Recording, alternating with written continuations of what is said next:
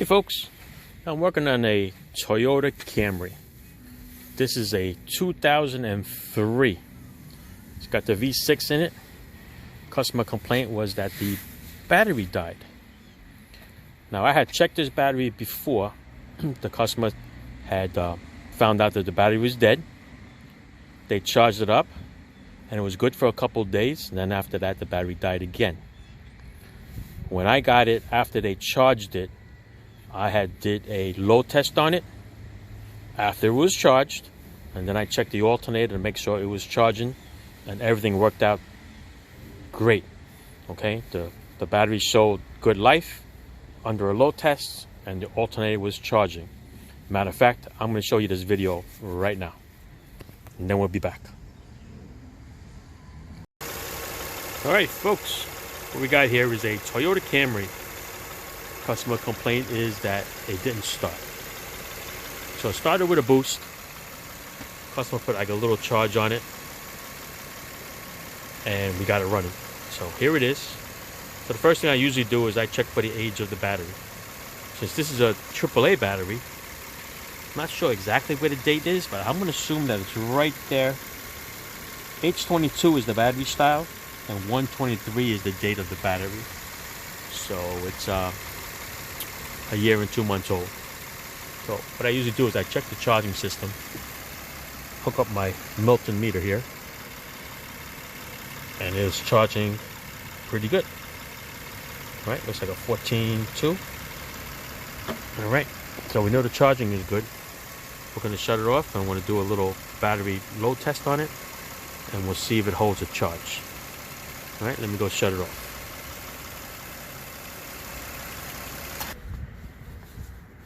All right, we shut it off. Now I'm going to do the load test. Okay, with this particular meter, basically we're just going to hold the switch down over here.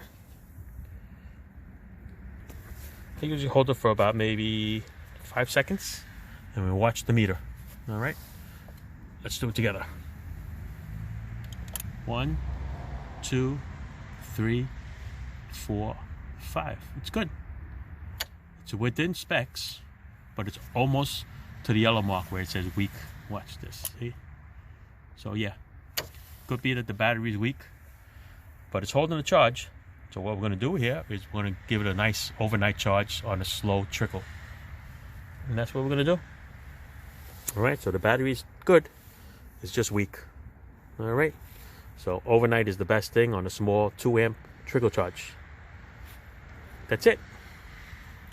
This one passes the test. We'll charge it up and we'll be as good as new. Thanks for watching. Ciao. All right, folks. There you go. Did you see that? So the battery was good. Alternator is good. I can't see selling anybody something. Okay? I mean, usually if the battery's dead, somebody sells a battery. But by the look at the age of the battery, it really looks good. And once it's fully charged and you did a test on it, a load test on it, it shows good. And listen, I'm not going to kill it, and I'm not going to charge a customer a battery when it doesn't need one. But anyway, remember when I tell you guys, when you troubleshoot a car, when you're troubleshooting, don't always think that what you see is what the problem is. Sometimes you need to think outside the box. All right, so like I said, I already know that the battery was good. The alternator was good. Right, so you come around and you look at the car itself and you wonder why it didn't start. So the customer, once I gave back the car with the battery fully charged and the alternator was good, they used the car for a couple of days, and then after that it died again. So once it died, I told them to leave it exactly where it is, and I'll come look at it. So the first thing you do when you open the door is you always look to see if the dome light is on. Okay? At that time, dome light was not on. I also told them to turn on the headlights. Headlights did not come on.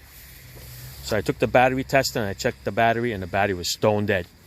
I mean stone dead. It wasn't even like 1 volt. The meter was totally dead. So whatever it was drained it all out. So you think about it and say, you know what?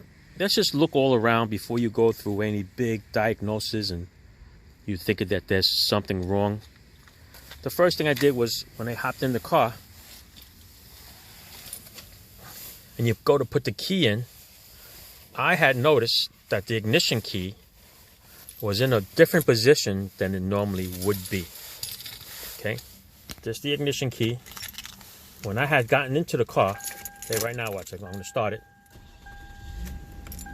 Okay, and then you're going to shut it off. Okay, now, when I saw it, the ignition key was right here, like that. Okay, so I'm going to show you why I said that. Just keep that in mind. Just close the door for a second. All right, I'm going to shut it off. The reason why I told you to keep that in mind is I'm just going to show you the position of the switch on this car compared to all the other ones. All right, let me go show you two cars for examples, and I'll show you what I'm talking about, and then we'll come back to this. All right, so let's go to a Dodge Neon. Okay, Dodge Neon ignition key is going to sit in almost I think a 12 o'clock position. Let's go into this one. This is an 03. All right, see it? It's almost at a 12 o'clock position. So when you stick it in, turn it, and you hear the loud SRT exhaust, even though it's not an SRT. When you shut it off, that's how you pull the key out, right? You can't pull the key out here. When you put it to the first notch, you can't pull the key out there. So you go to this one, and that's how you get it out. So that's on this car. Let's go show you another car. It just happens to be a Chrysler product too. Let's go take a walk. This is going to be a Chrysler 300, an 07. This key is on the dashboard. Okay, doesn't start, so I'm just going to show it to you. This key, the position is at what? 10 o'clock. Okay, and then you turn it to start it. Once it starts, you let go. It's almost at the 12 o'clock position. But notice the key doesn't come out, right? So it only comes out when it's in the full off position. Okay, there's one, I think one notch here too. Okay, yes. It start, one notch, another notch, and then all the way out. Okay, remember, look at the position of it. Okay, and you notice the key will not come out. Okay, so keep that in mind. We're going to go back to the Toyota, and I'm going to show you what I'm talking about. Let's lock this bad boy up. Let's go back to the Toyota. The reason why I'm saying this is because sometimes it's self-inflicted with the problems. Maybe this customer knew about this. Maybe the customer didn't. I'm not sure. Because this is a customer that's away in another country. And somebody else is just watching this car. Okay, now remember what I told you. Okay, let's start it up. All right, full battery, full alternator, everything's working. You're going around, you're driving with the car. Maybe you have somebody else driving the car that's not familiar with the car. Maybe it's not your car. Okay, but watch this. If you're not familiar with the car and your steering wheel is sitting straight like this and you're not looking at anything, when you go to shut the car off, okay, as soon as the key comes off, you think it's off, right? The engine's dead. It's not running. You think it's good. But watch this. Let me see if I can turn this wheel a bit. You see it? It's on accessory. So technically, even though the car is off, it's not running, the battery is on. See it? Everything is lit. So I'm going to start it up again. It's running. I'm going to turn it this way so you can see it. Okay, there you go. So the problem here is either the key is worn out so badly or the ignition cylinder is worn out so badly that you could pull this key out at any time, except for when it's starting. Okay, I started it. You can't pull. Oh, yeah, you can.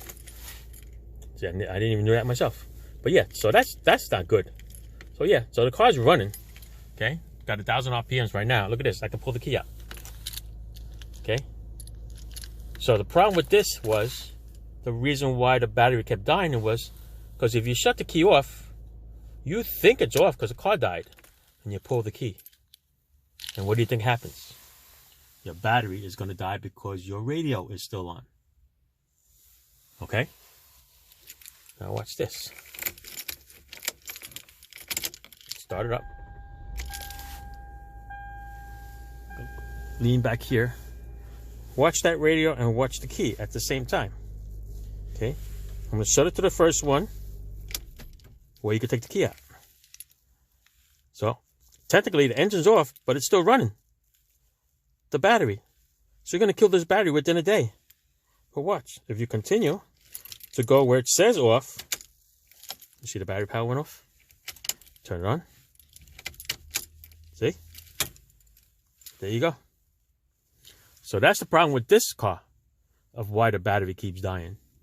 It's because this ignition key comes out when the car is actually still in the running position.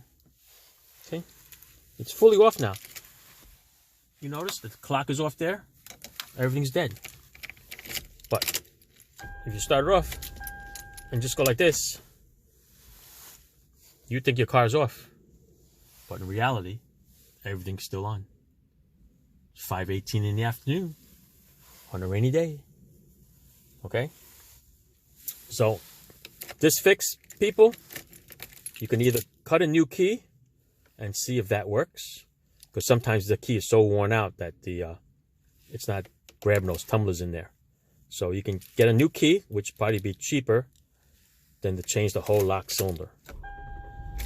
Okay, change the lock cylinder. You got to take all these covers off, a couple of dashboard pieces here.